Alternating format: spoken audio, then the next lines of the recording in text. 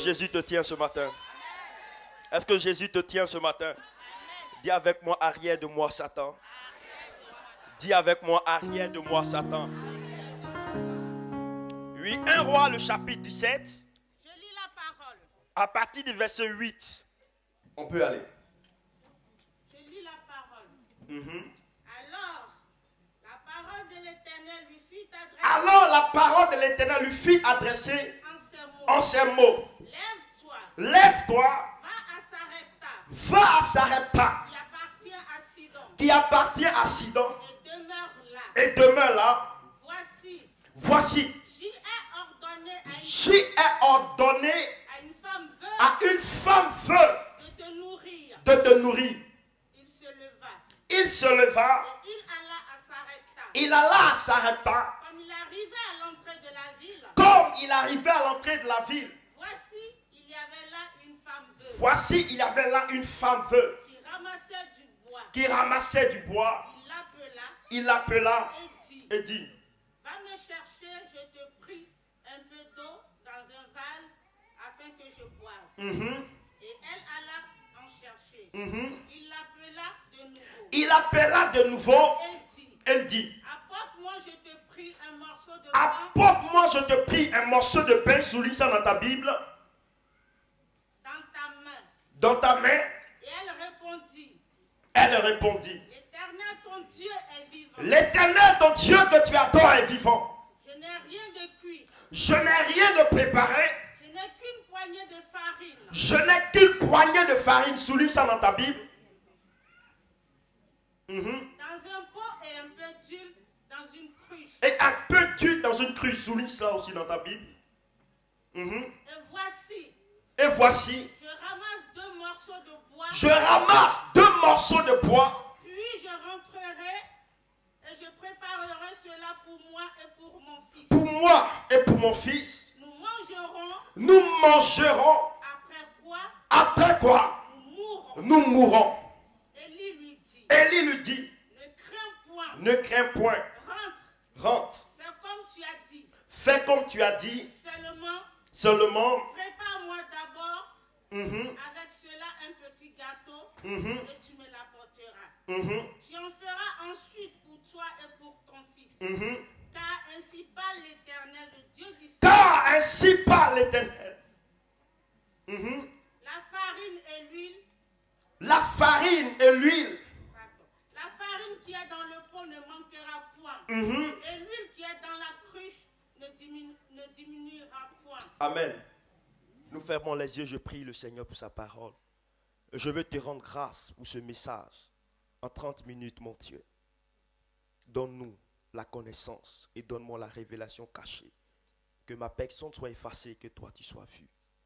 Seigneur, la Bible dit, tu envoyas ta parole. Ta parole les guérit, les fit échapper de la force. Ce matin, nous sommes dans une force. Et cette force est pour nous une souffrance. Cette force est pour nous de l'amertume. Mais que cette parole vienne afin de nous faire sortir de cette force. Merci, bénis ta parole. Au nom de Jésus. Amen. Que Dieu nous bénisse. Voici une histoire que nous avons eu l'habitude ou l'opportunité de lire ou de comprendre. La Bible nous parle du prophète Élie. Et quand je parle de prophète, vous savez, le prophète c'est l'œil de Dieu. Le prophète c'est la bouche de Dieu. Le prophète est mandaté pour annoncer les oracles du Seigneur. Alléluia. Alléluia. Mais là n'est pas mon message. Le mystère que je veux t'apporter ce matin, c'est l'huile et la farine. Dis à ton voisin l'huile et la farine. Alléluia. La Bible nous dit que Dieu va se révéler à Élie, le prophète, et Élie va prophétiser sur le peuple d'Israël pour dire il n'aura ni pluie, il n'aura ni rocher pendant 3 ans et 6 mois. Alléluia. Alléluia. La Bible dit, et le prophète Élie annonce les oracles. Il n'aura ni pluie pendant 3 mois et combien de temps? 6 mois. 3 ans et 6 mois. Et la Bible dit que la famille va s'emparer de la ville. Des gens vont rentrer dans une désolation. Des gens seront dans l'incertitude. Des gens seront dans la misère. Pendant 3 ans, il n'y a ni pluie, il n'y a ni rocher. Imaginez-vous un seul instant. S'il n'y a pas de pluie, s'il n'y a pas de rocher, comment nos plantations pourront nous donner à manger? Comment nous allons avoir de la cueillette? Alléluia. Et la Bible nous enseigne que Dieu va dire à Élie, lève-toi, va au torrent de Kérit. Et lorsque Élie se lève, il va au torrent de Kérit. La Bible dit, Dieu lui dit, je vais amener un corbeau et le corbeau viendra te nourrir. Je veux dire à quelqu'un ce matin, il peut avoir de la famine chez ton voisin. Il peut avoir de la famine chez ton frère, mais chez toi, il n'aura pas de famine parce que Dieu suscitera un corbeau qui t'amènera de la nourriture. Celui qui dit amène bien, je vois le corbeau qui arrive vers toi afin de te nourrir. Celui qui dit amène plus fort que cela, le corbeau ne viendra pas seul, mais le corbeau viendra avec la nourriture. Au nom de Jésus. La Bible dit qu'Élie va rester dans ce torrent. Et vous savez que les bénédictions de l'Éternel sont saisonnières. Dans le torrent, l'eau coulait, mais l'eau ne coulait pas à flot. Arrivé un certain moment, l'eau va tarir. Et Dieu va se révéler encore à Élie. Il va lui dire, va à Sarepta, là-bas. J'ai demandé à une veuve. Regardez, quelque chose va se passer là. Vous ne voyez pas une erreur? Vous ne voyez pas une erreur? Dieu lui dit, j'ai demandé à une veuve de te donner à manger. Oh, la véritable religion nous dit, c'est de donner à manger nous-mêmes aux veuves et aux orphelins. Alléluia. Comment une veuve, ce qu'elle a, parce qu'elle est veuve, elle n'a plus son mari. Donc cela veut dire quoi? Elle n'a rien. Alléluia. Et dans ce temps de souffrance, d'amertume, Dieu lui dit, va, je t'ai confié à une femme qui te donnera à manger. Mais écoutez-moi, j'ai compris dans ce passage que la femme n'a pas été avertie par Dieu, mais c'est Élie qui a été averti par Dieu. Il y a des situations qui peuvent arriver dans ta vie où Dieu n'est pas obligé de te parler. Alléluia. La femme n'avait pas reçu la voix de Dieu de la manière que Élie avait reçu cette voix. Dieu n'avait pas parlé à cette femme, mais Dieu avait parlé à qui? À Élie. Élie se lève, il va vers la femme. Il dit à la femme, je veux boire de l'eau. La femme lui donne de l'eau. Il arrive à boire. Quand il finit, il dit, femme, prépare-moi un gâteau. Je veux manger. La femme lui dit, non, c'est une erreur que tu commets, homme de Dieu. C'est vrai que ton Dieu est vivant, mais moi, je suis dans la souffrance. J'ai perdu mon mari, je n'ai personne pour m'aider, je n'ai qu'un peu d'huile, un peu de farine, et je vais cuire un gâteau. Moi et mon enfant, nous allons manger, après quoi nous allons mourir. Mais dis à quelqu'un, tu as pensé vite à la mort. Dieu avait préparé quelque chose pour apporter la résurrection là où il y avait la mort. Je veux dire à quelqu'un ce matin, mesdames et messieurs, il y a 2 éléments qui ont apporté la vie de la famille de cette femme. Il y a 2 éléments sur lesquels Dieu va s'appuyer pour apporter la résurrection de sa famille. L'huile et quoi? La farine. Elle avait perdu son mari, mais elle avait un peu d'huile et de la farine. Elle avait perdu l'homme qu'elle aimait. Écoutez, tu peux vivre dans la solitude. Ça peut être un danger pour toi. Mais quand tu t'accouples à quelqu'un, tu ressens la vie. Il y a une publicité en Côte d'Ivoire qui m'intéressait tellement bien. Cette publicité nous dit en amour, c'est l'extérieur qui attire, mais c'est l'intérieur qui retient. L'extérieur, c'est la beauté que nous voyons de loin. Mais au fait, je vais dire aux femmes, ce n'est pas seulement l'extérieur qui doit attirer. Mais la seule chose qui doit retenir la personne, c'est ton cœur qui doit apporter à ton mari de rester là. Écoutez, la beauté ne suffit pas pour arriver au mariage. Mais Dieu ne regarde pas la beauté. Dieu ne regarde pas ton état physique. Mais Dieu ne regarde pas ni à ton apparence. Mais Dieu regarde à ton cœur, à la sincérité de ton cœur, afin de te bénir. Ce matin, permettez-moi de célébrer les femmes ce matin. Je me suis posé la question de savoir, elle n'était pas la seule qui était à Samarie. Elle était femme, mais il y avait aussi d'autres personnes. Mais Dieu lui dit, va avec cette femme. Est-ce que vous savez que quand Dieu veut se révéler à nous, Dieu prend le côté féminin.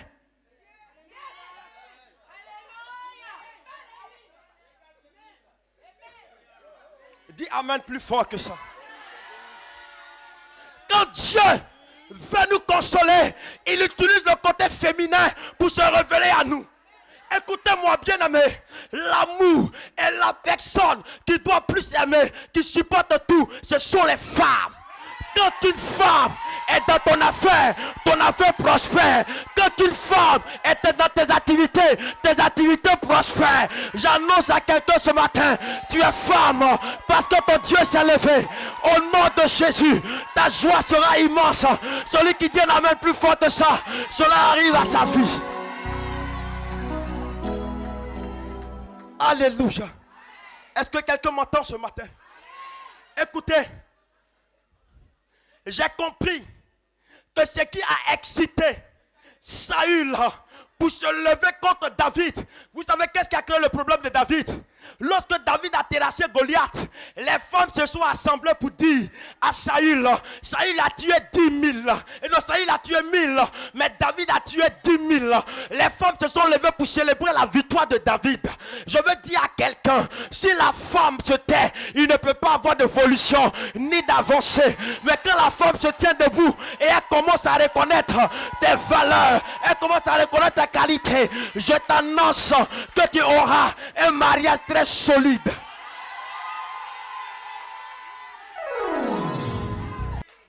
Ce qui m'intéresse ici ce matin, écoutez, peut-être qu'ils sont rentrés dans ta vie, ils sont partis comme la lune et le soleil. Mais je tiens à te dire, il y a quelque chose qui va te rester, qui est le mystère du reste. Il y a l'huile et la farine qui n'a pas encore disparu chez toi. La Bible dit qu'elle avait l'huile, elle avait la farine. Oh. Je sais qu'en Israël, on n'utilisait pas n'importe quelle huile. En Israël, on utilise l'huile d'olive. Quand on devait consacrer les rois, on utilisait l'huile pour oindre les rois. Oh, l'huile est le symbole de l'esprit. Écoute-moi très bien, les gens peuvent t'abandonner, mais tant que l'esprit de Dieu demeure chez toi, alléluia, l'espoir peut revenir. L'espoir peut revenir. L'espoir peut revenir. Au nom de Jésus. L'huile est le symbole de l'esprit.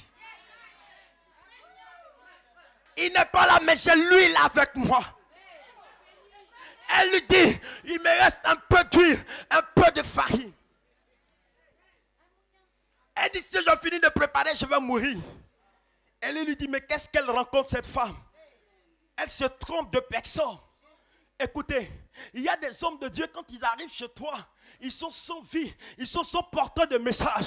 Mais il y a des qualités d'hommes de Dieu que la Bible distingue, que la Bible a mis à part. Le présent dans ta maison, le présent dans ta vie apporte de la joie. Parce que lorsqu'ils arrivent, ils sont porteurs de bonnes nouvelles, de bons messages. Je veux dire à quelqu'un ce matin, tu es dans un lieu, tu es dans un endroit où on te donnera de bonnes nouvelles qui t'apporteront à escalader la grandeur.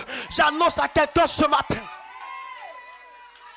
Écoutez, elle avait dans son langage la mort. Elle pensait à la mort, elle et son fils. Je me suis posé la question de savoir, est-ce que son fils était compté aussi dans cette mort? Tu lui as pas demandé s'il va mourir aussi avec toi. Et tu veux l'emporter dans la mort. Et je veux dire à quelqu'un que dans l'église, chacun a sa mentalité. On peut venir en groupe, mais on peut ne pas être béni en groupe. Oh, Je veux dire à quelqu'un ce matin, Dieu n'a pas besoin de la quantité, mais Dieu a besoin de la qualité. Dieu bénit plus la qualité. Est-ce que quelqu'un m'entend ce matin? Elle avait de l'huile. J'ai dit tantôt que l'huile symbolise la présence de Dieu. L'huile est l'onction. L'huile est l'élément clé que Dieu utilise pour pouvoir établir quelqu'un. Mais Dieu ne va pas s'arrêter seulement à l'huile. Elle avait aussi la farine. Dis à quelqu'un la farine. Non, qui dit bien la farine et j'aggrave les choses. Non, qui dit bien la farine et j'aggrave les choses. Je tiens à vous dire, mesdames et messieurs, écoutez-moi très bien. La farine est le lait d'os. Et elle avait la farine. Oh, vous allez comprendre que c'est la farine qu'on prend pour pouvoir faire le pain. Elle avait le lait d'os qui était la parole. Mais aussi, elle devait préparer la farine pour devenir du pain qui est le réma, qui est la parole révélée. Je veux dire à quelqu'un, tu as quelque chose de victorieux en toi. Tu as quelque chose de fort en toi. Tu as le réma qui est la parole de Dieu.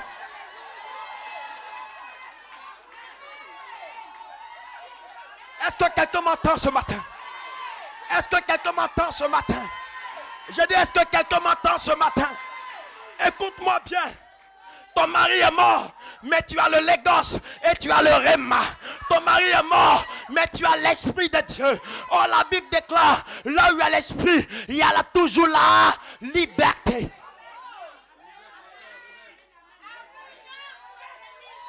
Est-ce que quelqu'un m'entend? Écoutez, il est admissible d'avoir l'esprit de Dieu sur toi, d'avoir les légos sur le réma et de penser à la mort. Je tiens à vous dire, mesdames et messieurs, la Bible dit, Jésus dit, je suis le pain de vie. Celui qui mangera de ce pain n'aura plus faim. Je suis en train de dire à quelqu'un ce soir, il y a un Dieu que tu adores. Ce Dieu que tu adores n'a pas dans son langage le chèque, n'a pas dans son langage la malédiction, n'a pas dans son langage la pauvreté. Le Dieu que tu adores, il est au-dessus de toutes ces situations, de toutes ces choses. Comment tu le verras? C'est comme cela il agira dans ta vie. Élie n'a pas discuté avec elle. Il lui a dit, madame, tout ce que je te demande, je veux manger. Est-ce que quelqu'un m'entend ce matin? Je ne sais pas ta situation, ton problème. Mais moi, je ne crois pas qu'après ce programme, tu vas mourir. Pendant que les portes du séjour de mort sont ouvertes, il y a une autre porte qui est ouverte, qui est la porte de la résurrection et la vie. Je veux dire à quelqu'un ce matin, peut-être que ton esprit s'est limité à un seul fait, du fait que personne n'a reçu dans ta famille, et toi tu te dis que toi aussi tu ne vas pas réussir, mais je tiens à te dire que chacun a sa destinée avec Dieu. Le problème de l'autre sera différent de toi. Donc qui dit amen bien, et je vais aggraver une révélation. Mesdames et messieurs, est-ce que vous savez que par moments dans la vie, lorsque nous sommes confrontés à des situations, pour ne pas être transportés par les vagues de ces difficultés, nous devons nous transformer en poisson. Dis à quelqu'un le mystère du poisson. Non, dis bien le mystère du poisson. Est-ce que vous savez que quand Dieu a dit à Noé, je vais apporter le déluge pour détruire la terre, et il a dit à Noé de construire l'arche. Noé a construit l'arche. Les reptiles de la terre, tous ces reptiles sont rentrés. Mais il y a deux reptiles qui ne sont pas rentrés. Le poisson n'est pas rentré dans l'arche. Lisez bien votre Bible, vous allez voir. Le poisson n'est pas rentré dans l'arche. L'eau venait pour détruire la terre. Mais mesdames et messieurs, est-ce que l'eau détruit l'eau? L'eau ne peut pas détruire l'eau. Alors si je suis dans mon univers, les difficultés, les problèmes ne pourront pas m'emporter, ne pourront pas me détruire, parce que je ne suis pas concerné par ce jugement. Je tiens à dire à quelqu'un, le problème qui peut arriver à ton frère n'est pas le même problème qui peut ensuite arriver. Rien ne pourra toucher à ta vie, parce que tu es dans un lieu sûr. Est-ce que quelqu'un comprend ce que je suis en train de dire? Écoutez, c'est pourquoi la Bible déclare dans le livre de Josué, le chapitre 1. Lorsque vous lisez ce passage, la Bible dit, Josué fils de Noui. Est-ce que vous savez que Noui signifie poisson? C'est pourquoi il dit à Josué que ce livre de la loi ne se loin point de ta bouche, médite-le jour et nuit. Qui dit amen plus fort que ça? Vous allez voir que quand nous allons dans le livre de Matthieu, le chapitre 17, le verset 27, Jésus va dire à ses disciples, Nous devons payer les impôts. Mais il dit à Pierre, va, jette la maison dans l'eau. Tire le premier poisson, tu auras le stratège dans la bouche du poisson.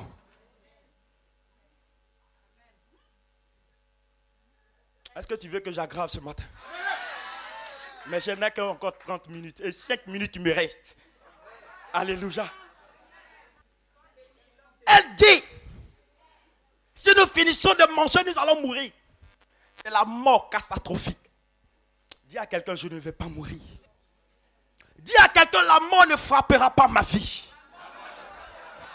Oh. Il y a une personne dans la Bible qui s'appelait Ézéchias. Je vais même laisser Ézéchias parce que Ézéchias a changé le programme de Dieu. Mais je vais vous parler de Zacharie. La Bible dit, Zacharie va dire, je ne mourrai point tant que je n'ai vu le Christ de Dieu.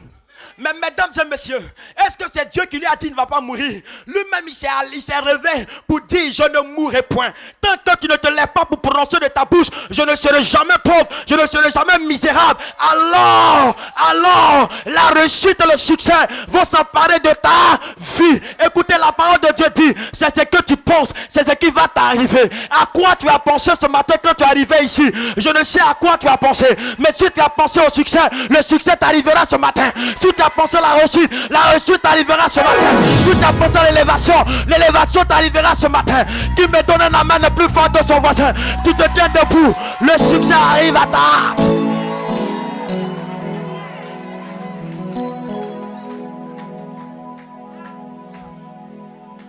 Je vais vous dire un secret qui fait que il y a une nation qui sont très fortes dans la cuisine. La Bible dit, Dieu lui dit, va à Sarepta. Sarepta qui appartient à quoi? À Sidon. Est-ce que vous savez que Sidon est une ville du Liban? Aujourd'hui, à cause de cette femme, les shawarma sont obligés de prospérer. On prend quoi pour faire du shawarma? L'huile et la farine. Et lui a dit, si je finis de manger, l'huile ne manquerait point dans ta maison. L'huile ne manque point chez les Libanais. Non, jamais. Un coin de shawarma, c'est doux, ce n'est pas doux. Les gens sont obligés de rentrer là-bas à cause de l'alliance, parce qu'elle a répondu simplement à l'homme de Dieu pour dire, si je te donne, c'est vrai que c'est un pari que je fais, c'est vrai que j'ai pensé à la mort, mais est-ce que tu es capable de me donner la vie? Je tiens à dire à quelqu'un, il n'y a personne qui a abandonné sa famille, il n'y a personne qui a été rejeté que Dieu n'a jamais accueilli. Écoutez-moi bien ce matin, Dieu relève ceux qu'on a rabaissés, Dieu ramasse ceux qu'ils ont jetés. Dieu rétablit ceux-ci qui ils ont craché. Je tiens à te dire, écoute-moi bien, à la croix, il a déjà tout payé pour ta liberté, pour ta grâce, pour ta bénédiction. Mais quand je lis ce passage, je comprends que cette femme est remplie de mystères. Elle dit alors, la Bible déclare qu'elle avait ramassé 2 bois.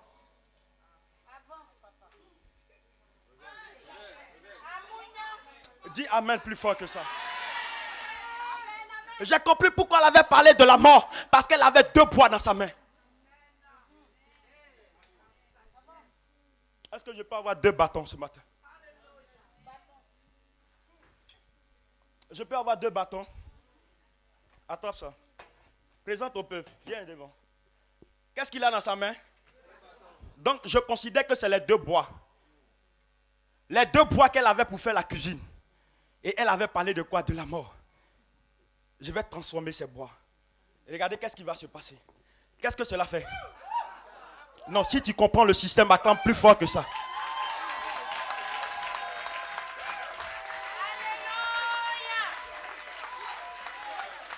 Non, est-ce que tu comprends le remède ce matin?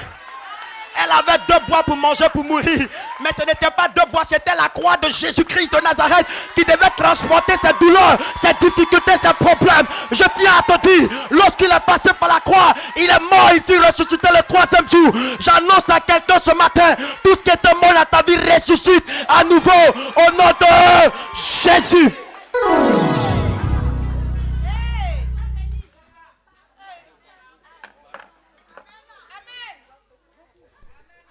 Est-ce que tu es là ce matin? Je vais prier pour quelqu'un, une personne parmi nous. Lève la main comme ça.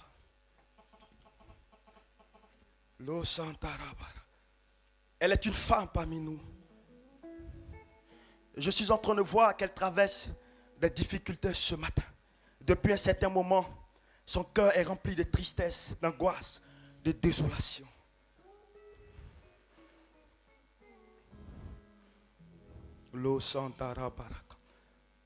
Assoban, c'est qui? Qui s'appelle Assoban? C'est toi? Tiens-toi debout, acclame très fort le Seigneur. Viens comme ça.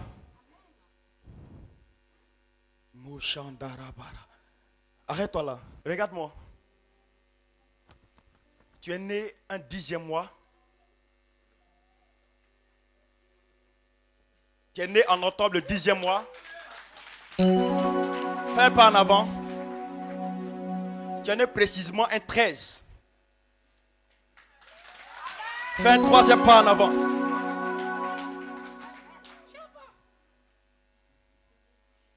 Regarde-moi.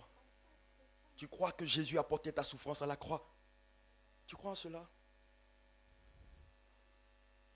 Ta date de naissance commence par la lettre 1, 9. Je vois 1977. Tu es né en quelle année? 1977. Est-ce que tu peux acclamer plus fort que ça? Donne des acclamations au roi des rois, au Seigneur des seigneurs. Ton Dieu là, il peut tout faire. Oh. Il peut tout faire. Oh. Il peut tout faire. Mon Dieu là, il peut tout faire. Oh. Il peut tout faire. Mon sauveur, il peut tout faire. Oh. Il peut tout faire. Il peut tout faire. Oh. Il peut tout Pour ton faire. mariage, il peut tout faire. Oh. Il peut tout faire. Yeah, il peut tout faire. Oh. Il peut tout faire. Madame, ça va? J'ai vu les larmes qui coulent de tes yeux. Parce que quand tu attends une relation, ça ne va pas au bout. Tu comprends? Tu as connu tellement de déceptions. Pendant qu'on était en train de présenter l'enfant, je voyais un ange qui était arrêté auprès de toi avec un bébé. Tu n'as pas d'enfant, mais tu cherches un enfant. Mais je vois un enfant de destinée dans tes entrailles.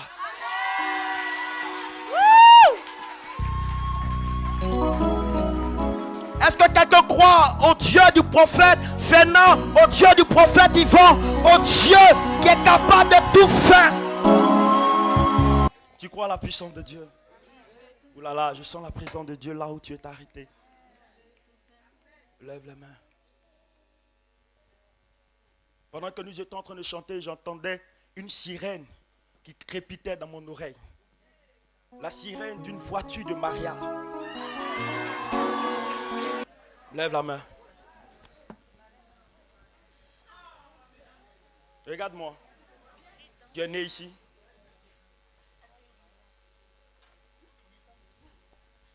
Le 13 est le jour de ton anniversaire. Tu vas prendre la terre, de cette nation qui t'a vu naître. Tu comprends? Je ne t'ai pas dit de prendre une quantité. Hein. On ne va pas prendre pour construire une maison. Mais nous allons parler à cette terre qui t'a vu naître. Ne pleure plus à partir d'aujourd'hui. Tu comprends? Parce que je me retrouve dans ta maison. Même quand tu veux prier, ce sont les larmes seulement qui coulent de tes yeux. Tu n'arrives pas à comprendre. Tu ne fais que penser à ta situation. Mais parce que tu as l'huile et la farine, l'espoir renaîtra dans ta vie. Lève la main. Merci Saint-Esprit. Je vois un voile qu'ils ont mis sur toi. Ce voile cache ta destinée. Mais pendant que je suis en train de parler, ce voile se déchire. Ce voile est en train de se déchirer.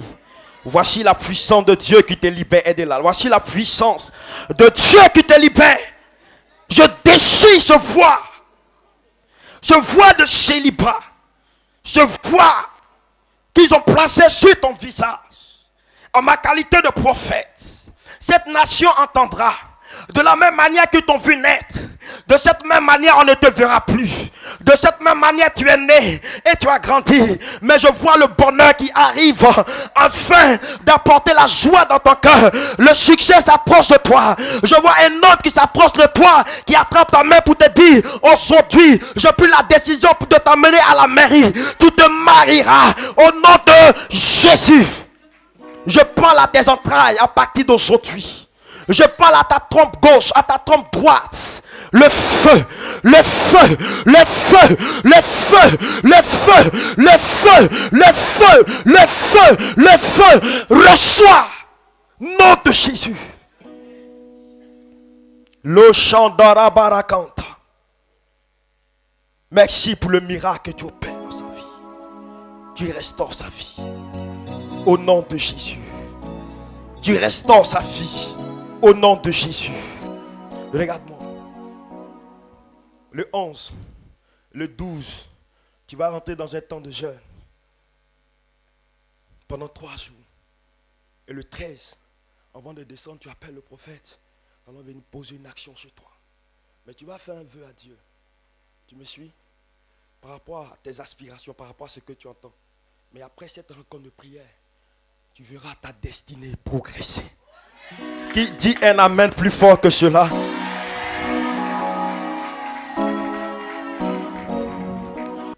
J'entends un nom, un prénom dans mon esprit. Tous ceux qui s'appellent Angèle dans la salle, tenez-vous debout. Moshandara Barakanta. Acclame très fort le Seigneur si tu es là.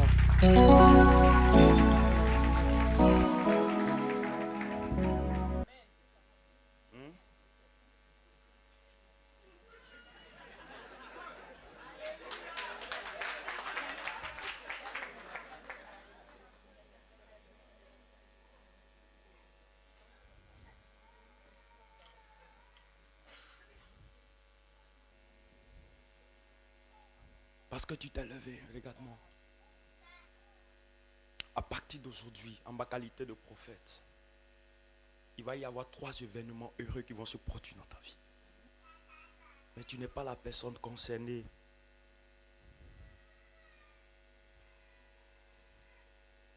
Mais le Dieu que j'adore, que je prie, est en train de te faire sortir du filet de la sorcellerie familiale. Enlève la Bible dans sa main. Ferme les yeux. Je suis en train de voir du côté de ta maman. Le Saint-Esprit me révèle. Je vois une confrérie de la sorcellerie qui s'est levée, qui s'est dressée contre ta vie. J'ai vu comme ils ont mis un filet autour de toi. Quand tu veux progresser, quand tu veux entreprendre, tu n'arrives pas au bout. Tout échoue, tout s'écroule autour de toi. Mais pendant que je suis en train de parler, de la même manière que la parole était à ton sein, j'ai vu comme une épée que l'Éternel a levée pour déchirer ce filet de la malédiction. Je suis en train de voir ce filet se déchirer sur toi. Pendant que je suis en train de parler, la puissance de Dieu depuis ta tête jusqu'à tes pieds est en train de toucher ta vie et ta destinée ne sera plus la même. Je proclame sur toi la victoire de Dieu. Je proclame sur toi le succès de Dieu. Je proclame sur toi l'élévation de Dieu. Je suis en train de voir ton étoile qui a été combattue. L'étoile est en train de ressurgir maintenant. L'étoile est en train de ressurgir maintenant. L'étoile est en train de ressurgir maintenant. Tout le bien que tu faisais aux gens, les personnes la transforment cela en mal pour pouvoir te déstabiliser. Mais pendant que je suis en train de parler, je vois une lettre qui est écrite sur toi. Victoire. La victoire s'écrit pour toi. Au nom de Jésus. Et là, la victoire est en train de s'écrire pour toi. Au nom de Jésus. Aidez-les à s'asseoir. Acclame très fort le Seigneur. Dis à quelqu'un, c'est un festival ce matin. Non, il y a un orateur qui vient après moi. Alléluia. Non, il y a un vent qui va souffler tout à l'heure dans la salle.